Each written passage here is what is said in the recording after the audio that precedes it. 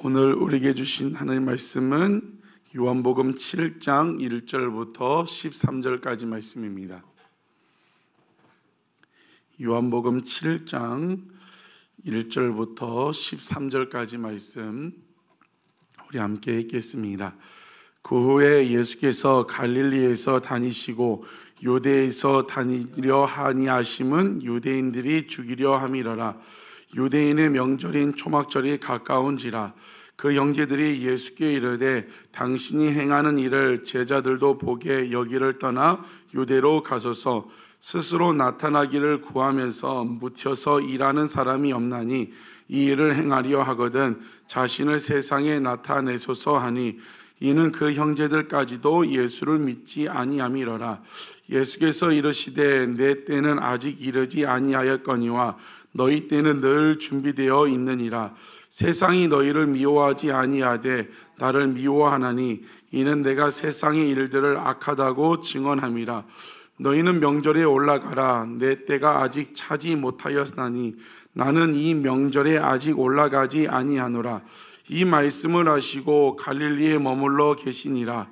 그 형제들이 명절에 올라간 후에 자기도 올라가시되 나타내지 않고 은밀히 가시니라. 명절 중에 유대인들이 예수를 찾으면서 그가 어디 있느냐 하고 예수에 대하여 무리 중에서 수군거림이 많아 어떤 사람은 좋은 사람이라 하며 어떤 사람은 아니라 무리를 미혹한다 하나, 그러나 유대인들을 두려워함으로 드러나게 그에 대하여 말하는 자가 없더라. 아멘. 오늘 본문에 보면 그 후에 이렇게 시작합니다. 우리가 성경 읽을 때 그러므로 그 후에 하면 앞에서 어떤 일을 한 그 이후이기 때문에 앞뒤를 잘 살펴야 성경이 이해가 된다고 했습니다. 그 후라는 것은 요한복음 5장 예수님이 유대 그 베데스다 연못가에서 38년 된 병자를 고쳤어요. 근데 그날이 어떤 날이라고 했죠? 안식이라고 했습니다. 그래서 안식일에 병자를 고친다고 해서 유대 종교 지도자들이 시비 거는 거죠. 왜 안식일에 하지 못한 일을 하느냐? 그때 예수님께서 내 아버지께서 지금도 일하시니 나도 일한다. 그것 때문에 유대인들이 어떻게 한다고 했어요? 예수님을 죽이려 한다고 했었습니다. 그래서 그 후에 지금 그것에 연결되는 거죠. 그 후에 예수께서 갈릴리에 다니시고, 이스라엘 지도가 길쭉하게 있으면 갈릴리는 맨 위에 있고 예루살렘은 아래에 있어요. 갈릴리에 다니시고 유대 밑에는 가지 않으셨다는 걸. 왜요? 유대인들이 죽이려 하기 때문에. 그 죽음을 두려운 것이 아니라 뒤에 보면 나오겠지만 왜 밑에 내려가지 않으셨어요? 아직 예수님의 때, 요한복음에서 말한 예수님의 때는 십자가의 죽음과 부활, 그때를 이야기하는데 그때가 되지 않았기 때문에 유대 예루살렘으로 내려가지 않았습니다. 그런데 2절에 보니까 유대인의 명절 초막절이 가까웠다. 초막절은 무엇입니까?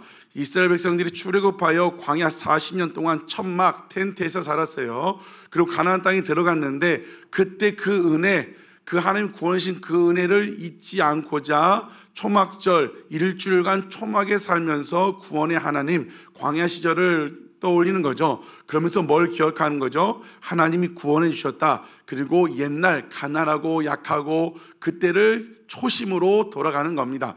여러분들 그 초심, 처음 은혜 받은 그때를 기억할 수 있는 우리가 되기를 원합니다. 그 초막절 절기에는 많은 사람들이 예루살렘 올라가서 그 절기를 지키는데, 근데 3절에 예수님의 형제들, 친형제들을 이야기합니다.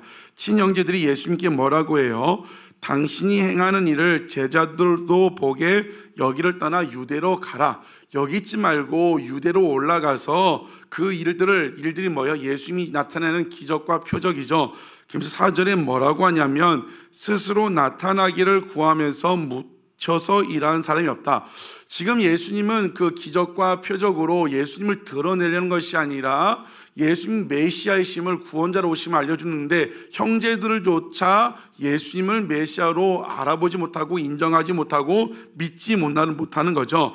그러면서 4절 뒤에 뭐라고 합니까? 이 일을 행하려 하거든 자신을 세상에 나타나셔서 어떻게 그 나타내기를 원하면서 지금 갈릴리 시골 구석에 묻혀 있느냐? 명절에 사람들 많이 모이는데 가서 기적도 행하고 그 일을 행해서 이름을 드러내라고 이야기를 합니다. 왜 그렇게 했다고요? 5절에 형제들까지도 예수를 믿지 않았기 때문에 그렇게 이야기합니다. 그때 예수님이 6절에 말씀하십니다. 내 때는 아직 이르지 아니했다고 이야기합니다. 예수님이 말씀하신 때는 언제예요? 십자가를 통한 구원의 때입니다. 여러분, 예수님은 이 땅에 오셨을 때도 또 이 땅에 오셔서 공생애와 또 십자가에 죽으시고 부활까지도 모든 것을 다 하나님 때에 맞춰서 철저하게 일하셨습니다. 공생애 3년 사셨어요. 그냥 갈릴 쪽에 있다가 어느 날 그냥 예루살렘 올라가야겠다, 그냥 어느 적당한 때에 잡히고 적당한 때에 돌아가시고 그런 것이 아니라 철저하게 하나님 때에 움직이셨어요. 그 공생의 3년을 마치시고 예루살렘으로 올라가셨어요. 무교절 끝에 이제 무교절과 유월절이 세트로 나오는데, 무교절 기간에 고난을 받으시고 유월절 어린 양으로 돌아가시고 그 어린 양으로 우리를 구원하시기 때문에 언제 돌아가시는 거예요? 유월절에 돌아가셨어요. 언제 부활하십니까? 초실절, 부활의 첫 열매, 첫 곡식이 나오는 데가 초실절인데 정확히 초실절 부활의 첫 열매로 부활하셨어요. 부활 승천하시고 다시 성령을 오시는데 언제 오시죠? 새 시대를 알리는 오순절 77절에 정확하게 오셨어요. 이것은 무엇을 이야기합니까? 하나님이신 예수님은 정확한 때에, 하나님 때에 일하셨다는 것입니다. 우리는 이것을 안다면 무엇을 깨달을 수 있습니까? 모든 일에는 정확한 하나님의 때가 있다는 것입니다. 하나님의 시간표. 우리는 이 사실을 알고 깨닫기를 주의 이름으로 축복합니다. 하나님의 시간표가 있다. 하나님의 정확한 때가 있다. 여러분, 하나님 때가 있는 사람은 어떻습니까? 때가 있다는 것을 아는 사람은 조급해하지 않습니다. 두렵고 걱정, 근심, 불안해하지 않습니다. 왜요? 반드시 하나님이 날 향한 계획이 있고 내가 기도하고 있다면, 그 말씀을 신뢰하고 있다면 언제 이루어져요? 하나님의 시간표대로 반드시 이루어질 겁니다. 그런데 어제 나눴던 것처럼 그것과 그 이루어진 사이에 뭐가 있다고요? 그 차이가 있는데 그걸 무엇으로 채웁니까? 믿음으로 채우면 된다는 것입니다. 여러분, 하나님의 약속은 반드시 이루어집니다. 하나님의 계획은 하나님이 때에 정확하게 이루어질 줄로 믿습니다. 가족권을 위해 기도하고 계시죠? 기도하고 있다면 반드시 하나님 때에 하나님 방법으로 작업하시고 불러주실 줄 믿습니다. 우리는 1년여 오면서 그 하나님이 하신 일들을 경험하고 있어요. 꿈틀꿈틀하고 하나님이 기도하면 일하시는 것을 우리는 직접 간접적으로 경험하고 있습니다. 여러분, 그 하나님 때를 신뢰하는 여러분 되시기를 주의 이름으로 축복합니다. 서두른다고 되는 게 아닙니다. 조급한다고 아이가 임신하면 언제 아이가 나옵니까? 10개월 정도가 되어야 아기가 나옵니다. 근데 아기 빨리 보고 싶다고 서두른다고 아기가 나옵니까? 빨리 나오는 게 문제인 거예요. 정확한 때에 나와야 아기도 건강하는 것입니다. 여러분, 서두르지 말고 조급하지 말고 그 하나님의 때를 신뢰하는 여러분 되시기를 주의 이름으로 축복합니다. 그렇게 말씀하신 다음에 예수님이 나는 올라가지 않는데 너희들 먼저 올라가라고 말씀하고 있어요. 그런데 10절에 보니까 형제들이 올라간 다음에 드러내지 않고 은밀하게 예루살렘으로 올라갑니다. 11절 이하에 보면 예수님께서 명절 가운데 올라가셨지만 자기를 드러내지 않았어요. 이제 뒤에 보면 드러내지 않았지만 그 명절에 모인 사람들의 최대 핫 이슈는 무엇이었고 누구였어요? 예수님이죠. 예수님이 왔는지 안 왔는지, 예수가 어떤 사람인지, 그것이 그 예루살렘 초막절에 모인 사람들의 최대 관심사였어요. 예수가 누구냐? 그래서 수군거림이 있다고 했습니다. 예수는 좋은 사람이다, 메시아, 선지자, 좋은 사람이다, 아니다, 어떤 의미예요? 또 선동하는 사람이다. 그 예수님에 대해 이야기가 많았는데 어떻게 됐다고 해요? 13절에 그렇게 예수님이 메시아다, 선지자다, 아니다, 선동꾼이다, 가짜다 이야기했지만 13절에 그러나 유대인들을 두려워함으로, 유대인들은 유대 종교 지도자들 이야기합니다. 유대인들을 두려워함으로 드러나게 그에 대하여 말하는 자가 없더라라고 이야기를 하고 있습니다. 예수님이 좋은 사람이다, 메시아일지도 모른다, 선지자다, 기적을 행하는 자다, 그런 얘기를 어떻게 했다고요? 두려워서 자기들끼리는 소곤소곤 얘기할지라도 드러내놓고 이야기하지 않았다고 이야기를 하고 있는 것입니다. 여러분 어떠십니까? 정말 우리를 빛의 자녀로 불러주셨는데 여러분 예수님을 드러내놓고 예수님 이야기를, 예수 믿는 자의 모습을 나타내고 있습니까? 특별히 이제 명절을 앞두고 있습니다.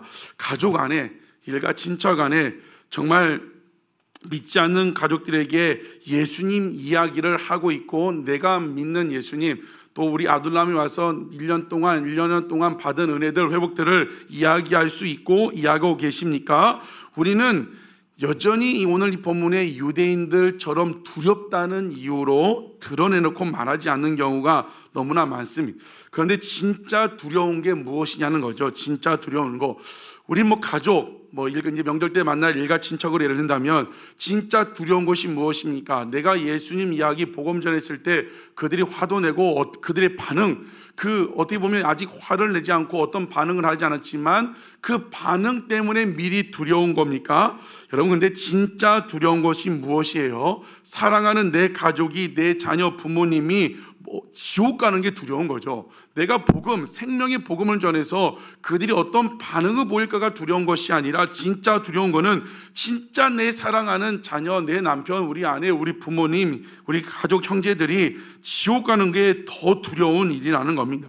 여러분 생각을 해보세요. 어제도 얘기했지만 두려움이 올 때 한 발짝 뒤에서 그 두려움을 누가 주는 건가 생각해 보면 돼요. 하나님이 주실까요? 복음을 전하는데, 사랑하는 내 가족 복음 전해서 천국 가게 만들어야 했는데 그 두려움의 그 출발점이 누가 주는 거냐는 거예요. 사단, 마귀가 주는 거죠. 사단, 마귀가 제일 싫어하는 게 무엇입니까? 복음 전하는 것, 생명이 살아나는 것. 그러니까 아직 벌어지지도 않은 일들을 우리 마음 가운데 생각하고 두려워서 그 복음을 전하지 못하게 하고, 두려워서 내가 교회에서 신앙생활하는 것, 은혜 받은 것, 예수 믿는 것을 오늘 본문의 유대인들처럼 드러내놓고 말하지 못한다는 것입니다. 여러분, 잠언 29장 25절에 보니까 사람을 두려워하면 올무에 걸리게 된다고 해요. 사람을 두려워하면 올무에 걸리게 된다. 그러나 여호와를 의지하는 자는 안전하리라.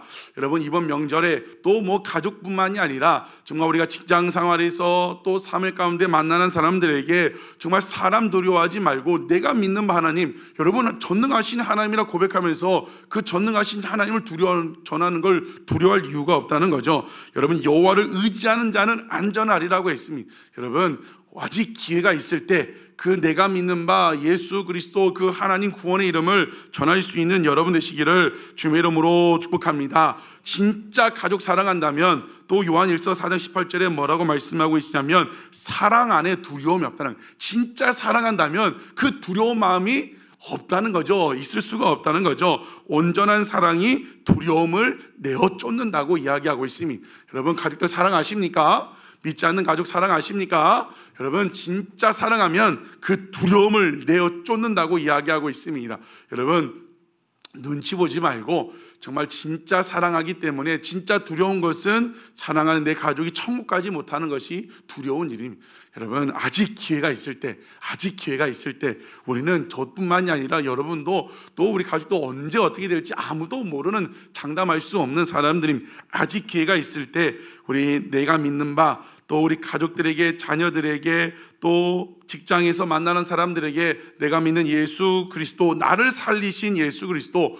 저는 종종 생각해봐요. 제가 목사이기 전에 내가 예수님 몰랐으면 얼마나 인생이 힘들었을까. 살다 보면 이런저런 있는데 나는 예수님을 믿기 때문에 기도하면 돼요. 기도하면 잠깐은 근심할 수 있으나 기도할 수 있기 때문에, 그분이 내 아버지이기 때문에 그 근심 걱정이 오래 가지 않습니다. 그 하나님 나와 함께 계시기 때문에 늘 든든한 마음, 내가 예수님 몰랐으면 어떻게 살았을까.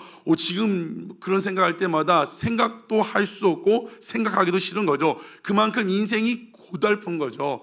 여러분, 예수 없이 살아가는 것이 얼마나 힘든지 모릅니다. 그들의 삶을 돌아보면 여러분, 그들에게 우리를 살리신, 우리를 구원하신, 우리에게 평안 주시고 붙들어 주신 그 예수님을 전할 수 있는 귀한 성도들 되시기를 주의 이름으로 축복합니다. 반드시 하나님의 때 시간표가 있습니다. 오늘도 기도하는 거 계십니까? 기도하고 계신다면 조급해하지 말고 서두지 말고 반드시 우리 기도를 듣고 계시고 그 시간표대로 인도하여 주실 것입니다. 오늘도 믿고 나아가는 귀한 하루, 복된 하루 될 줄로 믿습니다. 기도하시겠습니다.